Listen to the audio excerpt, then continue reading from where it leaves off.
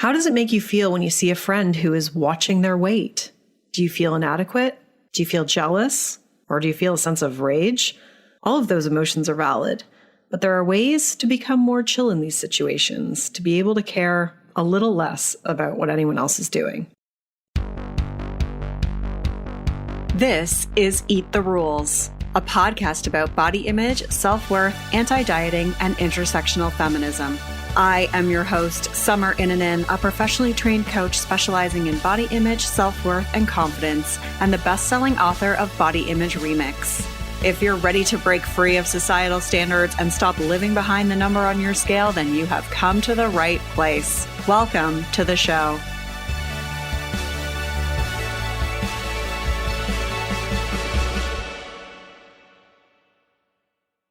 This episode of Eat the Rules is brought to you by You on Fire. You on Fire is the online group coaching program that I run that gives you a step-by-step way of building up your self-worth beyond your appearance.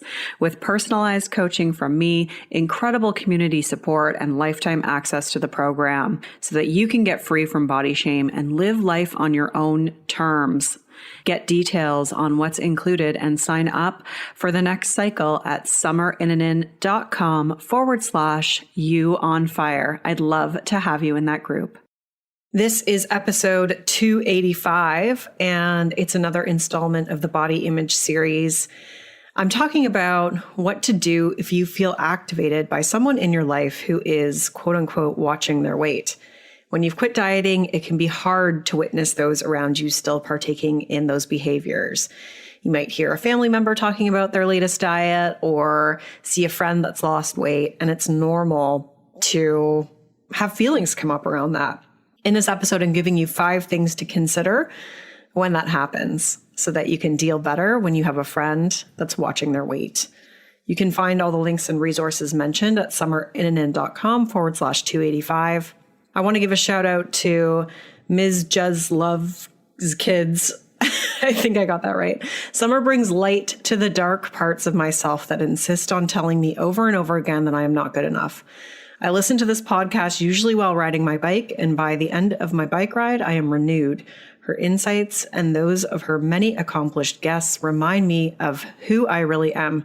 Unique, beautiful, and perfect just as I am. Thank you, Summer, for being a pioneer and a fearless rebel. You really have made such a positive impact on my recovery and on my life. Thank you so much. Oh my gosh, that means a lot to me. I'm so happy to hear that.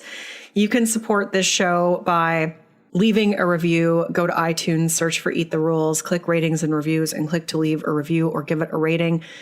If you haven't already done so, you can also subscribe to this show via iTunes or whatever platform you use. And hey, if you listen to this show on Spotify and this podcast shows up in your Spotify Wrapped as one of your top podcasts, then tag me in that or share it with me and I will share it. That's super exciting news.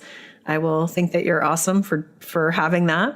Don't forget to grab the free 10-day Body Confidence Makeover at summerinanen.com/freebies with 10 steps to take right now to feel better in your body.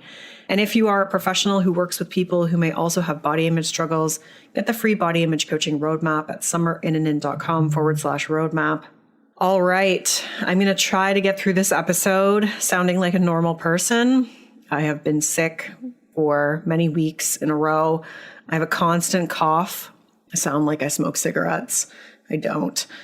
And yeah, it's kind of annoying at this point, but that is life with a young child. You're just constantly sick because they're constantly sick. And let's also hope that this recording goes well because my GarageBand just did a massive update with this annoying like metronome sound that seems to just go every time I hit record. And yeah, really, these are all super trivial problems. But I'm happy that you're listening today. So I wanted to do this episode because with the holiday and New Year coming up, we're bound to be around people who are talking about their latest diet, or maybe you're at a family gathering and someone is being complimented on their weight loss, or they're talking about Ozempic or something like that. And personally, when I'm in these situations, I often feel low-grade rage. And it's not at the other person, but it's at our culture. for creating this environment where we hate our bodies so much that we're willing to deprive and punish ourselves, and our value is in how we look. And I feel a sense of rage for the impact that has on other people, how it perpetuates weight stigma, discrimination, and how that's compounded when someone holds multiple marginalized identities.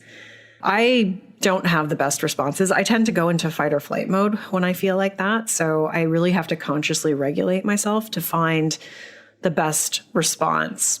That said, I know that for many people who I work with who are newly out of dieting or still struggling with their own body, it can be really hard to be around friends or family who are engaging in dieting behaviors or watching their weight. So it can maybe make you feel really inadequate. It can make you question yourself. You might start to wonder, why is their body smaller than yours? If I did those changes, would my body be smaller too? You know, it can really trigger a lot of negative thoughts in the diet mentality, and it can absolutely make you feel inferior, question yourself. And in the worst case, it can send you into a spiral.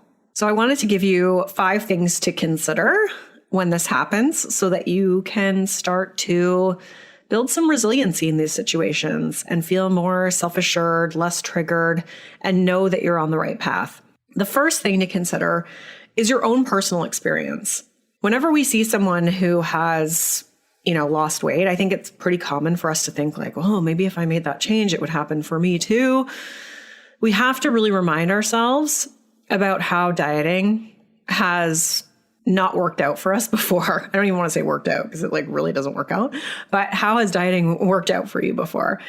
How did it work out for you in the long term, more importantly? Because the short term diets are meant to work, and then it's the long term that our body cannot stay in that space of energy deprivation. And that's when our body fights back. Most of us have a history of losing and gaining the same amount of weight over and over. And that's not because you did anything wrong. It's because diets don't work. And for me, I know with 100% certainty that weight loss is not an option for me anymore. And that's actually a really powerful belief that I have, knowing that weight loss is just not an option for me, that it's not possible for me, is a relief, because I'm just not even tempted. I'm just like, well, I know that absolutely nothing would work for me. But I know for some people that belief is a hard place to get to. And so you might start to see someone who is quote unquote succeeding with their diet, and you might start to think that there's an option that you haven't considered, like, oh, maybe I should try using cauliflower to make my waffles. I saw that recently. But I want to remind you that this is exactly why the global weight loss industry is worth $175+ billion US. It's designed to make us question ourselves. If we knew that diets didn't work, it wouldn't be worth that much, right? It's designed to make us question ourselves. It's set up to work in the short term and then fail in the long term so that we blame ourselves and think that we did something wrong. It's designed to offer us shiny new magical solutions every couple years that are a little bit different, to make us think, oh, this time it'll work. This time it'll be different. I haven't tried this one little tweak yet. And time again, it just doesn't work. Because if it did, that $175+ billion wouldn't be growing at 6 to 8% over the next year. So I think that we really need to take that information to remind ourselves that okay, this really doesn't work. But look at your own experience. How has it worked for you? What did you like about it or not like about it? I find it helpful to revisit a couple of the past episodes that I've done. Episode 218 with Alexis Conason, What the Research Says About Weight Loss, is a really comprehensive review of the peer-reviewed studies that have gone in and looked at, okay, here's what all of the different, analyses on past weight loss studies. Here's a compilation of that analysis. Here's what it says.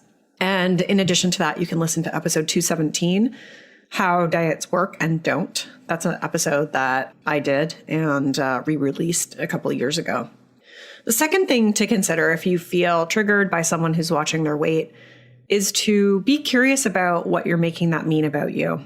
Anytime that we're more activated by something, it's because it's triggering some sort of belief in us. We're making it mean something about us.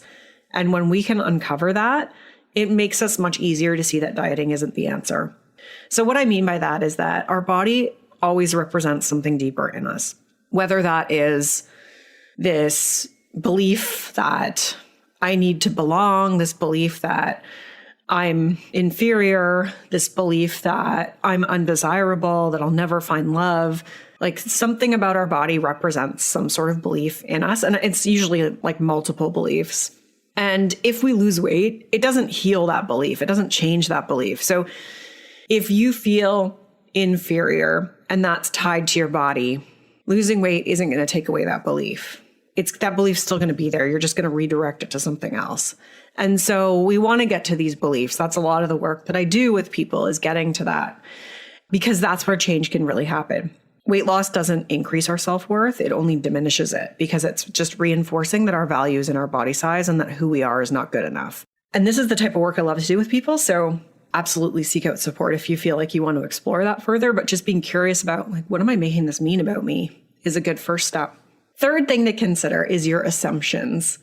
Calling out your assumptions can be a helpful way to put things into perspective.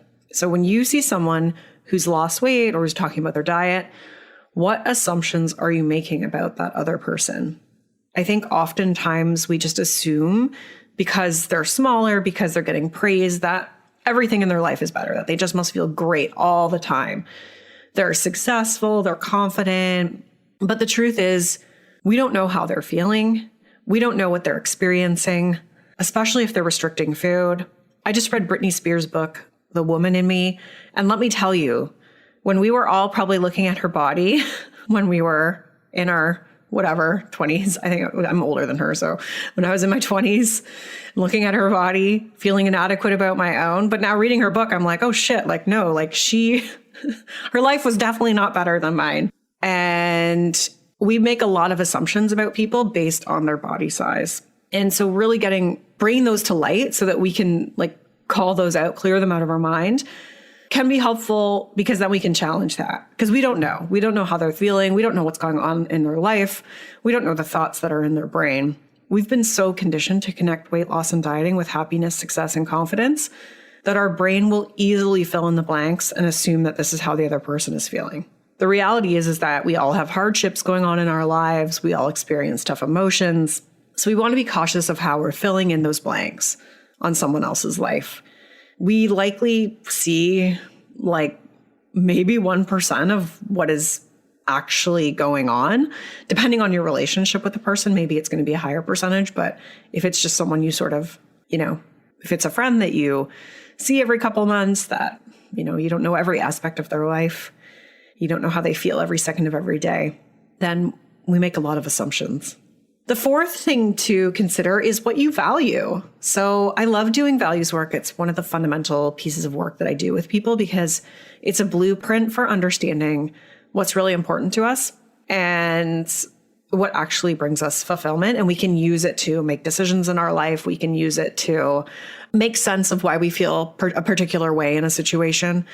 And I don't approach values in the traditional way of looking at a list of values and circling the ones that resonate. I use a different approach to find ones that really feel authentic to us and that we have experience with. But when we take a good look at our own values, dieting is usually not in alignment with them. It's usually counter to them. It usually takes us away from living in alignment with our values. And so sticking with our values doesn't always feel good, because we've been conditioned to value diet culture values. We've been conditioned to value like white supremacy type values, like perfectionism and all or nothing thinking. And when we can really recognize that those ways of thinking are taking us away from our own values, then it's easier to stay in alignment with our own values. It's easier to say, like, you know what? This might feel uncomfortable for me right now because it's triggering this belief or it's making me feel inadequate, but I know that dieting is not in alignment with my values anymore. Altering my appearance in this particular way is not in alignment with my values anymore. So having that information can help us to decipher that, and it can help us make sense of the situation a bit more and help keep us grounded and know where we want to direct our energy to move forward. The fifth thing to do, if you have a friend that's watching their weight, is to find communities to support you. dieting feels a lot more tempting when we don't have anyone supporting us on this path. So if we're operating alone, if we don't have any friends we can talk to about this, then it can be really hard. It can be hard to stay on this path because if everyone else is dieting, if everyone else is smaller, then you don't really have a counter voice to that. And we need counter voices to the beliefs that we're trying to unlearn. In other words, if I'm trying to unlearn the belief that thinner is better, then I need a counter voice to that. I need a counter voice to show me that this is not true. And if I don't have that, it's really hard to shift those beliefs because beliefs require evidence to change. And that's where having some sort of touch point, some sort of community, whether that be online or in person, where you have people that are accepting their bodies, they don't talk about diets, they're cool around food, that is super helpful, extremely helpful. We're swimming in this culture of anti-fat bias, which is rooted in anti-Blackness, which is tied up with ageism, classism, transphobia, sexism, ableism, etc. We're inundated with messages all the time telling us that who we are is not good enough, and we're going to be around those messages and people that try to dissuade us from being who we are. And so having community, and community can just be like one or two other people that share similar values to you and also believe in body liberation and that dieting is bullshit, is extremely helpful. Because when you know you're not alone, it makes it so much easier to reject the temptations of dieting. So this was a quickie episode. I hope it's timely for you. I wanted this to come out around the time that people start seeing a lot of other people. Hopefully you found something useful from this. You can let me know, message me. And if you need support, check out my You on Fire group coaching program. Go to summerinnanen.com/You on Fire if you want to get some support around some of the things that I talked about today. Or go to thebodyimagecoach.com. You can find everything.